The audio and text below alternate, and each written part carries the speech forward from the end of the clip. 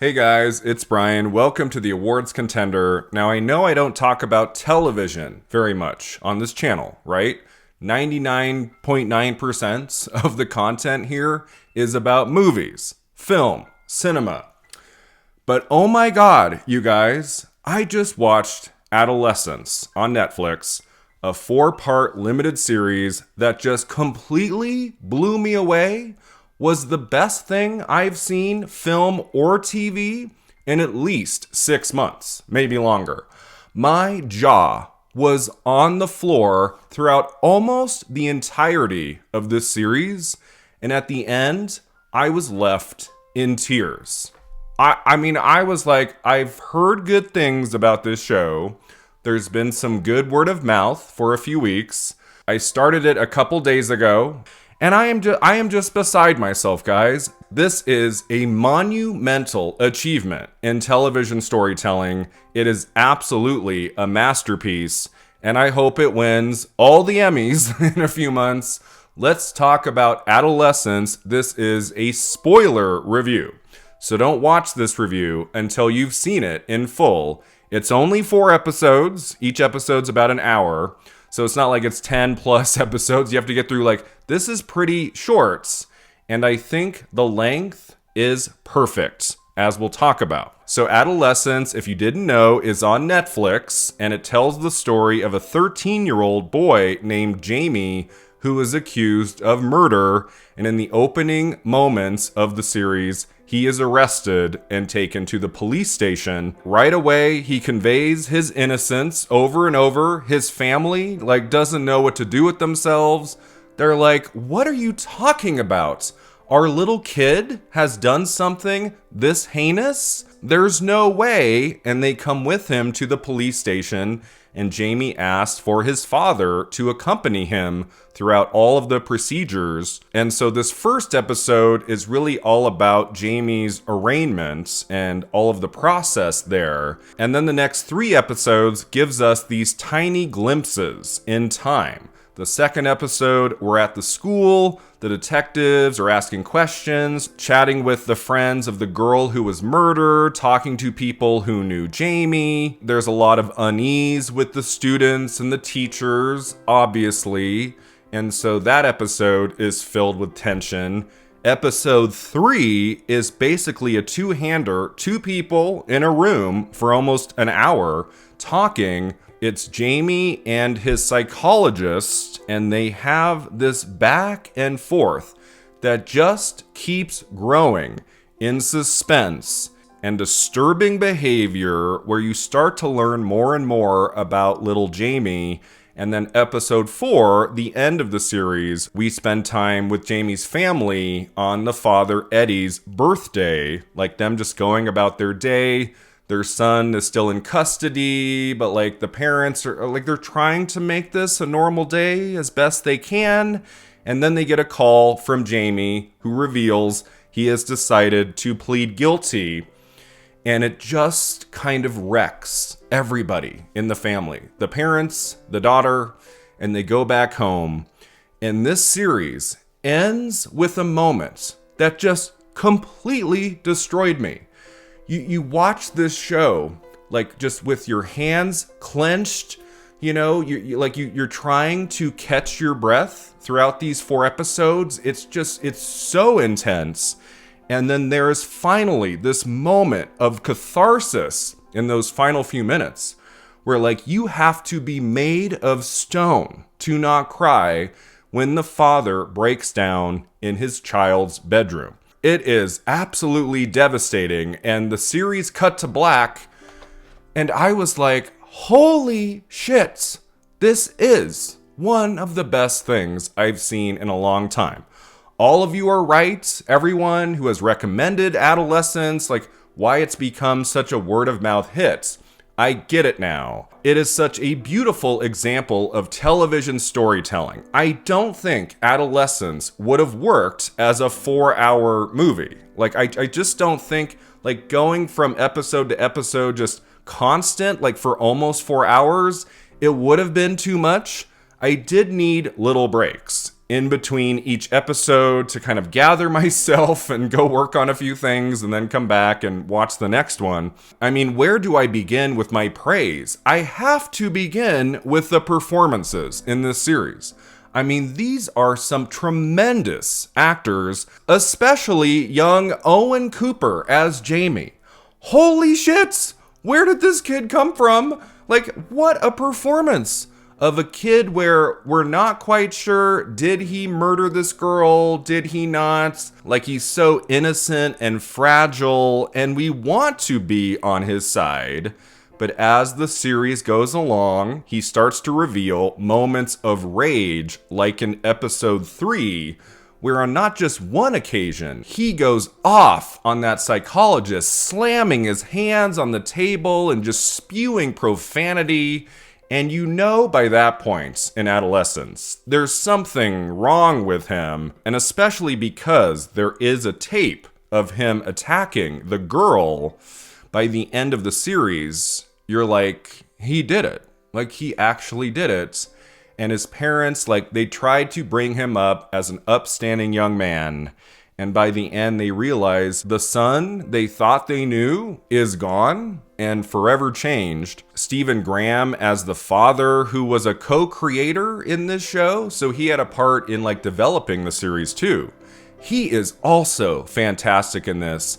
I was so taken by how reserved of a performance he gives. I feel like another actor from the beginning, like right when the cops like storm into the house and take the son away, he could have been a blubbering mess, crying, just, oh my God, my kid. And like the way he underplays the role for most of the series, I think is very effective and very realistic, especially to this character. He's not crying left and right. He's trying to understand what's going on. He's trying to like center himself in this new reality of turmoil and chaos. In the final episode, he's laughing with his wife and his daughter. He's like trying to make the best of this unthinkable situation.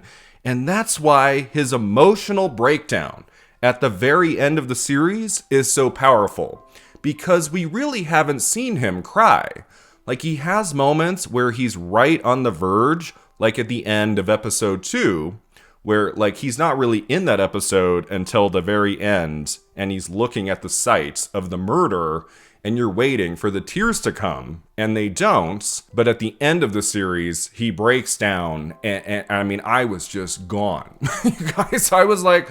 I just like throughout the whole series, I mean, I was really like on the verge of crying a lot. I never did. It was just, it was so intense. It was more about like me, like trying to catch my breath at times. And then at the end, I mean, it's just so sad. The show doesn't leave you with easy answers.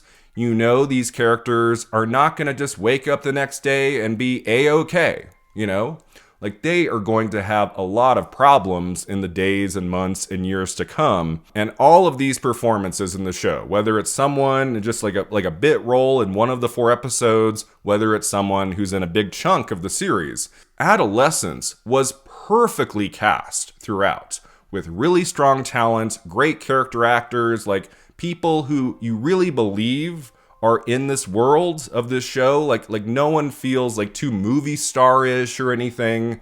Like, everybody feels real. I loved the approach to this material in Adolescence. I feel like in a lesser project, in a more obvious project, like, this would have been longer, right? It probably would have been like 8 episodes, and we probably would have followed Jamie for the most part. We might have had like episode 1 and episode 3, but not necessarily 2 and 4. We would get the trial, right? Like, we get the whole trial, the aftermath and things, and that would have been probably still very compelling, but also standard. What I love about Adolescence, why I think it's a masterpiece, is how we just dip into this world. And you're not given every answer, and you have to kind of figure out where the characters are from one episode to the next. You have to figure out, okay, this much time has passed. Where are we now? What has happened with Jamie? And ultimately, Adolescence feels like 4 short stories connected, right? Connected through these moments in time. We don't need the entire story. We are smart. We can figure out what happened in between, and we can come to our own conclusions as to what's going to happen to these characters after the series has ended. That's really great. I think that's an element to Adolescence. I think it's just beautifully done.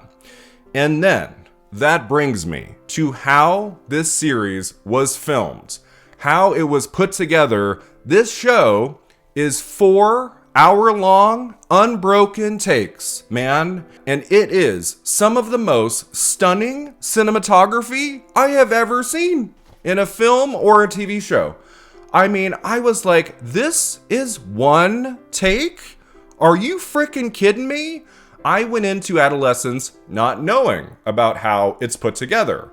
I assumed, it would be shot and edited like a standard, crime show or something. And I got about 5 minutes into the first episode, and I was like, this is the same shots.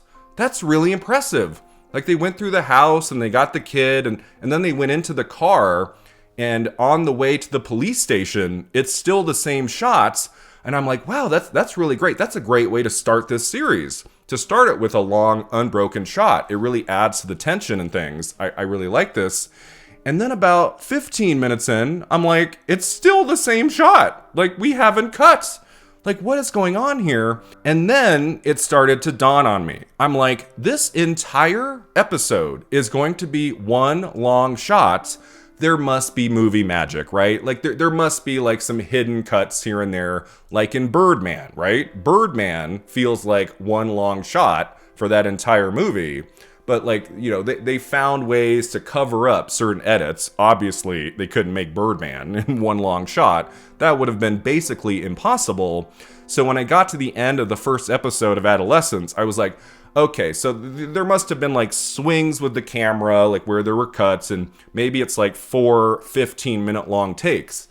And then like before I even moved on to episode 2, I read up a little bit, and I'm like, there is no movie magic. These are actually 1 hour unbroken takes with no cuts, no nothing, no magic. It's actually one long unbroken take for all 4 episodes, guys. And I'm like, how did they do that? How could you possibly have like an hour-long take where multiple characters, multiple actors are coming in and out of the frame? You've got 15, 20 people speaking in episode 2.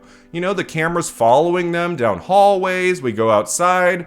We run like past the school, like out into the streets. The camera goes up into the air, like glides over half the town and comes back down to the site of the girl's murder. And I'm like, there's no tricks here? There's no tricks? This is all like actually real? And I watched the behind the scenes on YouTube, yeah. Like it was all done in one take. I mean, just frickin' wow. Like, I made films when I was younger, and to try to do takes longer than a minute, like was tricky, right? All it would take was for one of the actors to flub a line, or I wouldn't get the camera quite right, and okay, go back to one.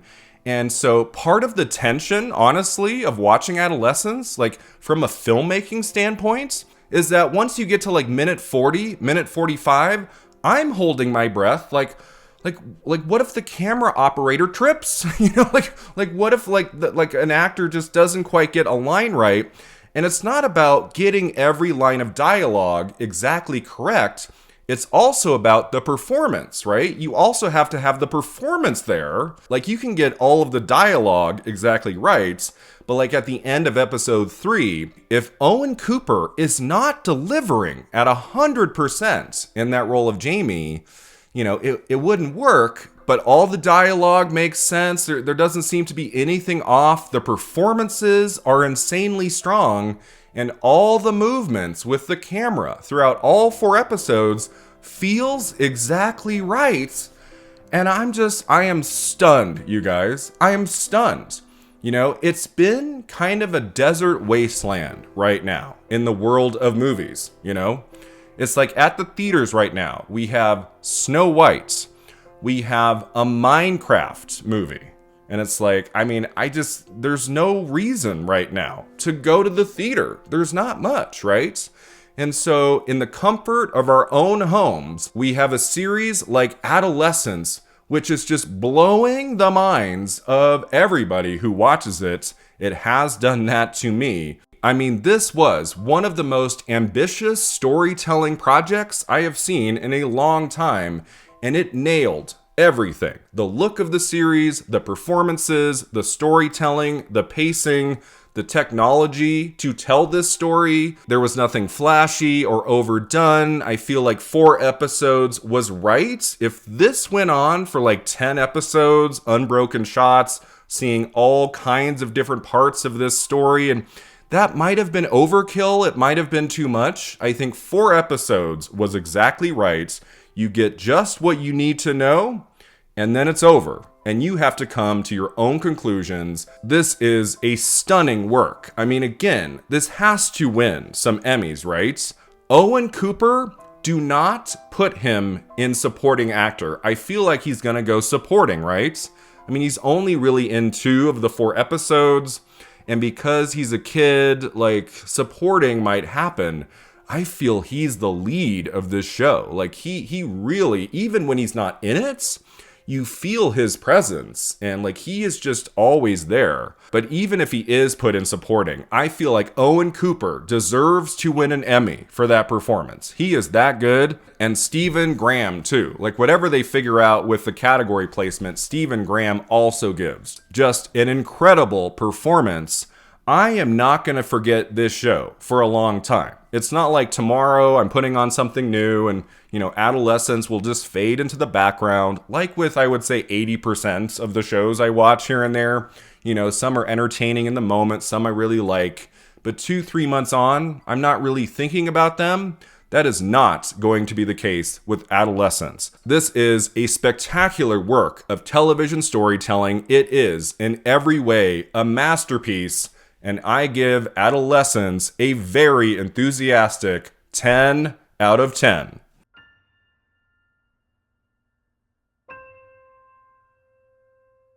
Thanks so much for watching and subscribing, and let me know in the comments below, what did you think of Adolescence? And I'll see you next time at the Awards Contender.